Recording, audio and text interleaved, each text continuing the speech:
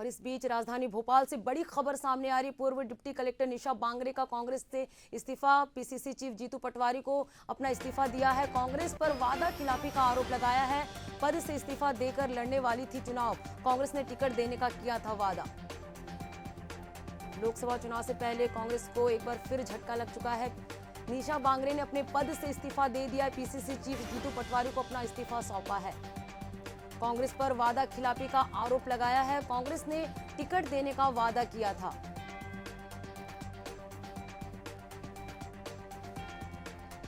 कांग्रेस को एक बार फिर झटका लगा है। भोपाल से एक बड़ी खबर आपको बता रहे हैं। पूर्व डिप्टी कलेक्टर निशा बांगरे ने कांग्रेस से इस्तीफा दे दिया है। कांग्रेस ने टिकट देने का वादा किया था। पीसीसी चीफ जीतू पटवारी को निशा बांगरे ने अपना इस्तीफा सौंपा है। कांग्रेस पर वादा खिलाफी का आरोप लगाया है और अपने पद से इस्तीफा दिया है। कांग्रेस ने टिकट देने का वादा किया था। बड़ी खबर आपको बता रहे हैं। पूर्व डिप्टी कलेक्टर निशा बांगरे ने अपने पद से इस्तीफा दे दिया है। कांग्रेस ने टिकट देने का वादा किया था। निशा बांगरे ने कांग्रेस पर वादा खिलाफी का आरोप लगाते हुए अपने पद से इस्तीफा दे दिया है। पीसीसी चीफ जीतू पटवारी को अपना इस्तीफा सौंपा है। लोकसभा चुनाव को बस अब कुछ ही दिन शेष रह गए। ऐसे में कांग्रेस को एक और झटका लग गया है। पूर्व डिप्टी कलेक्टर निशा बांगरे ने अपने पद से इस्तीफा दे दिया है। पद से इस्तीफा देकर लड़ने वाली थी चुनाव। ऐसे में कांग्रेस पर वादा खिलाफी का आरोप लगाया है। पूर्व डिप्टी कलेक्टर निशा बांगरे का कांग्रेस से इस्तीफा। पीसीसी चीफ जीतू पटवारी को अपना इस्तीफा सौंपा है। कांग्रेस पर वादा खिलाफी का आरोप लगाते हुए निशा बांगरे ने अपने पद से इस्तीफा दे दिया है। भोपाल से एक खबर आपको बता रहे हैं, जहां पूर्व डिप्टी कलेक्टर निशा बांगरे ने कांग्रेस से इस्तीफा दे दिया है। और चलिए इस पे ज्यादा जानकारी के लिए सहयोगी रवि हमारे साथ जुड़ चुके हैं। रवि, निशा बांगरे ने कांग्रेस से इस्तीफा दे दिया है, क्या कुछ अपडेट है, आपसे जानना चाहेंगे? जी बिल्कुल, आपको बता दूं कि निशा बांगरे जो कि डिप्टी कलेक्टर रह चुकी हैं, वे जो है चुनाव लड़ने के लिए पहले कांग्रेस में शामिल हुई थी, लेकिन उनको टिकट नहीं दिया गया। लगातार वे नाराज चल रही थी और इसके बाद से उन्होंने जो है दोबारा से नौकरी ज्वाइन करने के लिए आवेदन भी दिया था, लेकिन अभी तक फिलहाल उस पर कोई विचार नहीं किया गया है।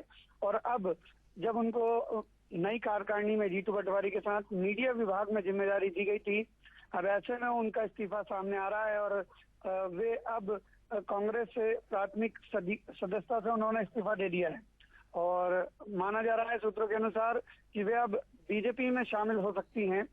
और उन्होंने कहा कि कांग्रेस ने उनके साथ वादा खिलाफी की है, उनको चुनाव लड़ने का पहले प्रस्ताव दिया, वे अपनी नौकरी छोड़कर कांग्रेस में शामिल हुई और कांग्रेस ने उनके साथ धोखा दिया। चुनाव उनको जो है नहीं लड़ पाई वे विधानसभा का चुनाव। उसके बाद से वे लगातार नाराज चल रही थी। दोबारा से नौकरी में जाने की इच्छा जताई है, लेकिन अभी तक उनके आवेदन पर कोई विचार नहीं किया गया है। और अब ऐसे में वे कांग्रेस की प्राथमिक सदस्यता से उन्होंने अभी इस्तीफा दे दिया है। रवि, आपसे जानना चाहते हैं कि एक तरफ लोकसभा चुनाव में बस कुछ ही दिन शेष रह गए, ऐसे में राजनीतिक पार्टियां पूरी तरह से सक्रिय नजर आ रही। बीजेपी अपना धुआंधार प्रचार प्रसार कर रही है और कहीं ना कहीं कांग्रेस के जो कार्यकर्ता है या सदस्य कहे लगातार जो है झटके पे झटके दे रहे हैं, बीजेपी ज्वाइन कर रहे हैं। तो कांग्रेस कहाँ पर नजर आती है मध्य प्रदेश के चुनाव में, आपसे जानना चाहेंगे? बिल्कुल, आपको बता दूं कि कांग्रेस इस दौर में पिछड़ गई है। कांग्रेस के जो कार्यकर्ता हैं वे कांग्रेस की प्राथमिक सदस्यता से त्यागपत्र दे रहे हैं, तो कहीं पार्टी छोड़कर भारतीय जनता पार्टी में ज्वाइनिंग ले रहे हैं। तो ऐसे में कांग्रेस के लिए ये समय काफी संकट का समय है।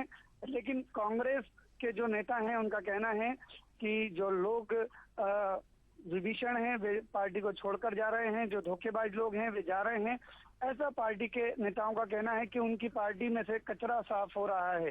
तो कहीं ना कहीं कांग्रेस के जो नेता हैं वो मानने को तैयार नहीं है कि लोग छोड़कर जा रहे हैं, उनकी उपेक्षा हुई है। और ऐसे में लगातार जो है बीजेपी फायदा उठा रही है और बीजेपी ने बिल्कुल रवि, लोकसभा चुनाव को बस कुछ ही दिन शेष रह गए, ऐसे में कांग्रेस को एक बड़ा झटका लग गया है। पूर्व डिप्टी कलेक्टर निशा बांगरे ने कांग्रेस से इस्तीफा दे दिया, जैसे कि सहयोगी रवि ने कहा कि बीजेपी ज्वाइन कर सकती है। तो तमाम जानकारी के लिए रवि आपका धन्यवाद।